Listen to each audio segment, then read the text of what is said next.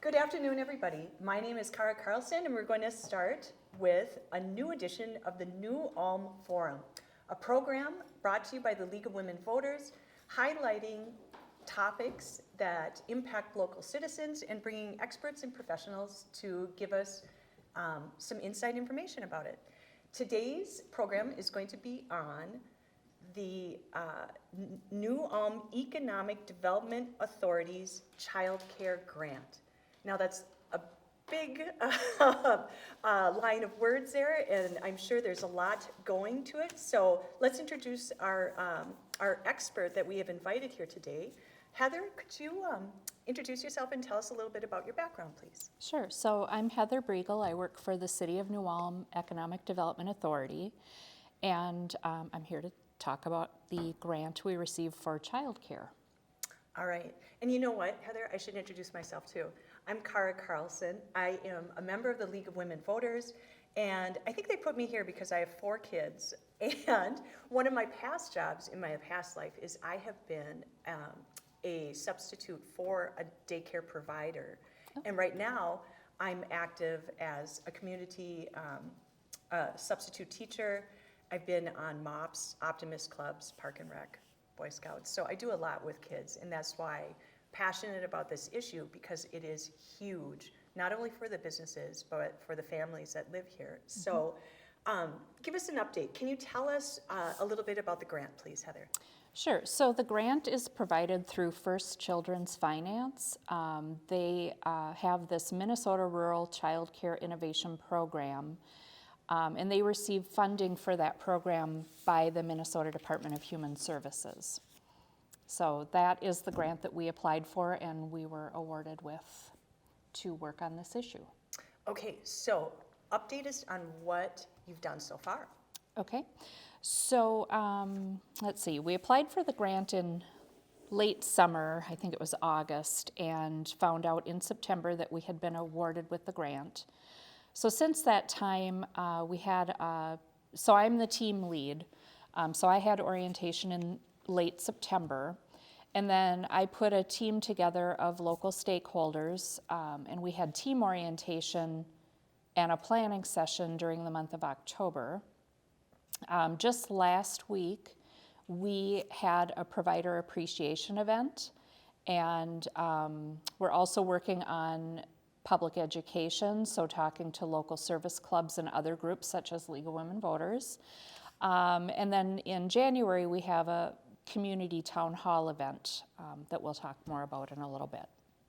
But you know, before we can get into too much about this grant, I think we should bring everybody up to speed on some of the child care provider issues, or you know, some of that data. Can you bring any of that to Yeah, so some highlight? of the data that we learned at our team orientation from First Children's Finance, they pulled together a needs analysis of local issues in regards to child care. And so they first looked at the population of New Ulm. They looked at how many licensed family child care providers we have, as well as licensed child care centers.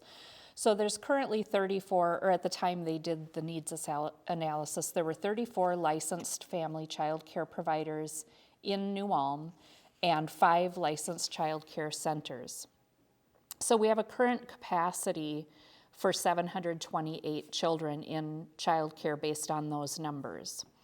Then they did an analysis based on the 2020 census data for what they estimate is the need for childcare spots in New Ulm. So if they looked at just the zip code of New Ulm, the 56073, they estimate that there's about 31 spots needed for childcare at this time. So that doesn't sound like a whole lot. So then they expanded it out to the ISD 88 school district. And when they expanded it out just that little bit, so we're catching some of our surrounding communities like Hanska, Lafayette, Cortland, et cetera, it went from 31 to 184. So quite a big difference just going out that little bit, expanding the radius just that little bit.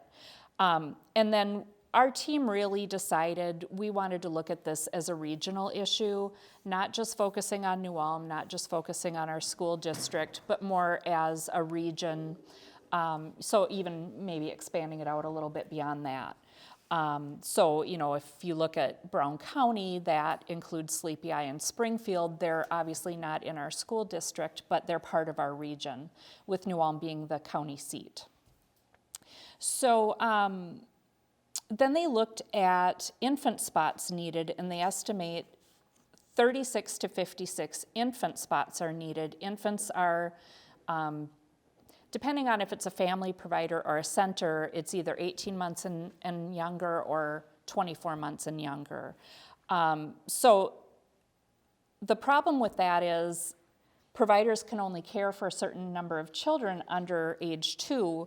So even if you look at 36 spots needed, if only 2 can be cared for per provider, you have to multiply that number by 2, and that's how many new providers we would need to meet that infant spot need. Yeah. And if you go up to the high range of 56, multiply by 2, that's over 100 new providers we would need just to meet the spot, or the need for infant spots. So it really is a crisis, I would say, in our area. We need more providers, and especially providers that can care. We looked at the children under the age of 5 where all parents are working. So if it's a single parent household, the parent is working. If it's a 2-parent household, both parents are working. And in New Ulm, they estimate 90% of children under the age of 5 have all parents in the workforce. And that's high compared to the state average is about 75 or 76%. So we have a lot of parents in the workforce in New Ulm, and so a lot of children needing childcare. So that's just some of the data we received at our team orientation, and kind of how we kicked off and got started and saw that, yes, there really is a need to add more spots. And so we're now focusing on how do we do that. So we're really just getting started. Like I said, we had that provider appreciation event last week. And at that event, we asked the providers for input on what they think the needs are and ideas they have maybe for how to meet that need. And then we'll have a community town hall coming up in January where we'll be asking the community the same questions. And so we're pulling all this information together, and we'll use that to come up with a community action plan. And then we'll start working toward how do we add those spots. Okay, so is there any, highlighting a topic that keeps people from entering into becoming daycare providers?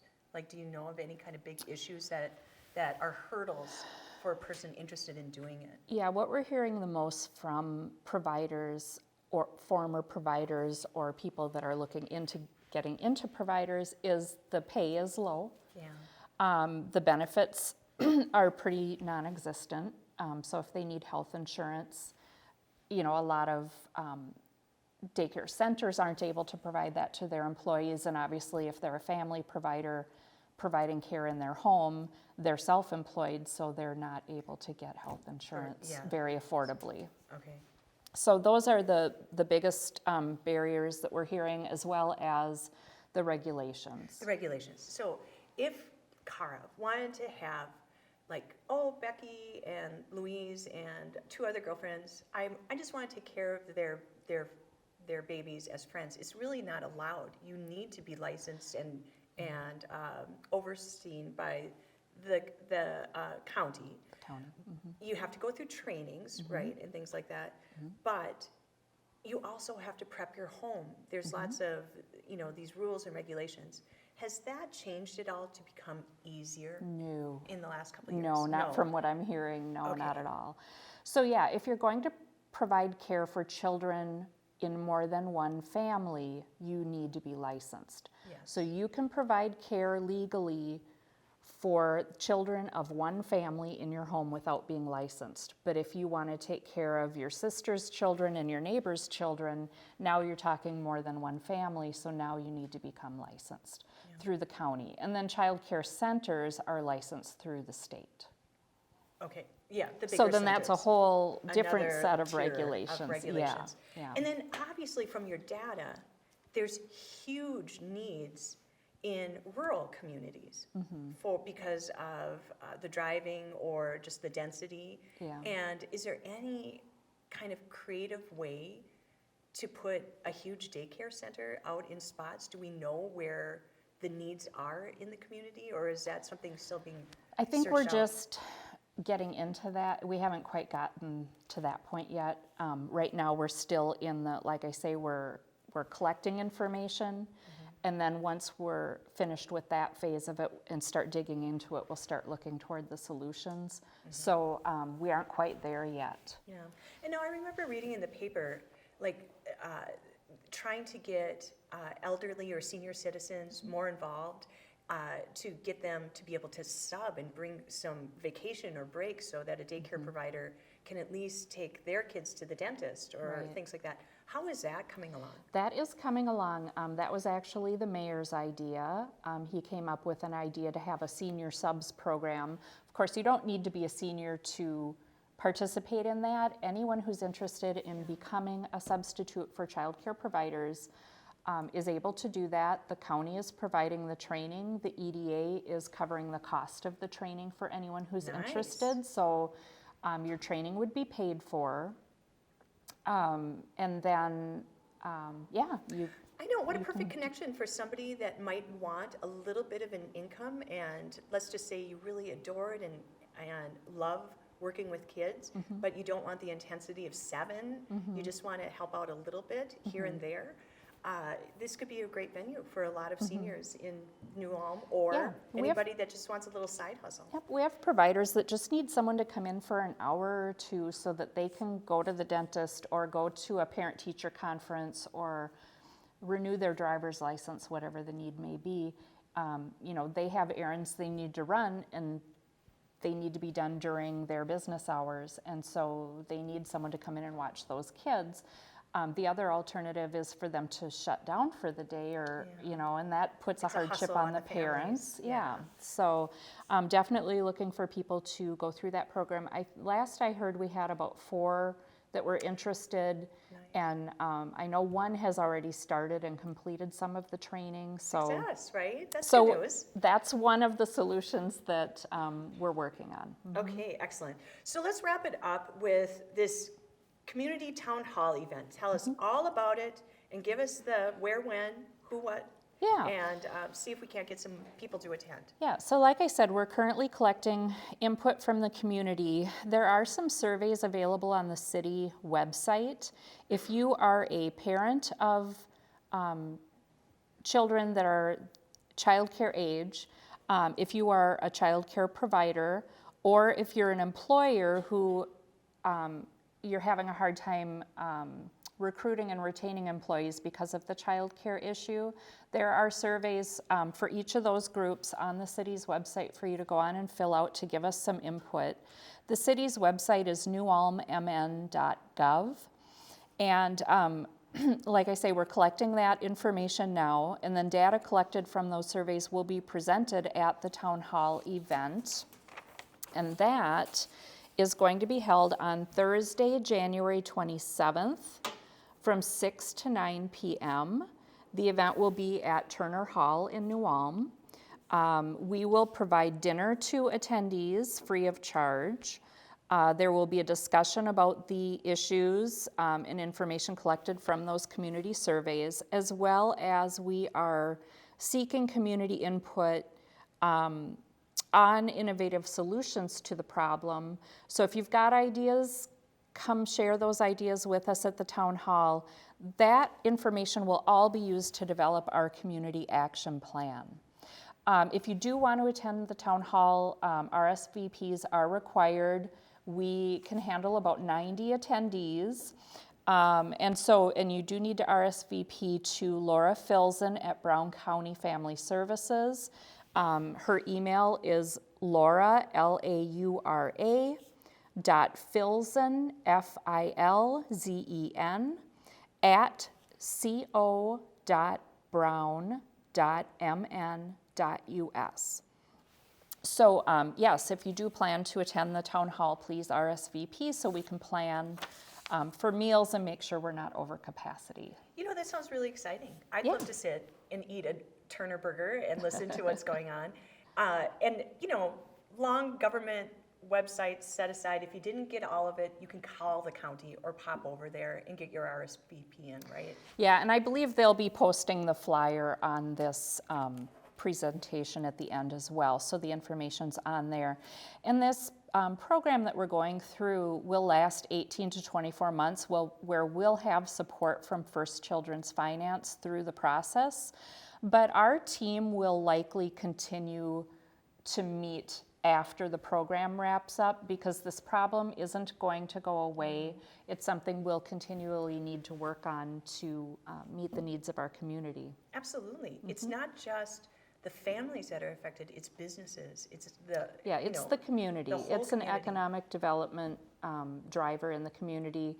We need a strong workforce, we need housing, we need childcare. It all goes together. Hand in hand. Well, Heather, I'm so glad they have you sitting on that task force, and good luck to the EDA. Is there anything else that we need to hit today, or do we think we got it all I think covered? we covered it all. Yeah. Excellent. Well, we'll finish up. Thank you for tuning in to the League of Women Voters New Ulm Forum. If you'd like to join the League, we meet every Second Sunday- Saturday second morning Saturday at 9 a.m. at 9 a.m. at Christ the King Lutheran Church here in New Ulm. And thanks so much for participating today.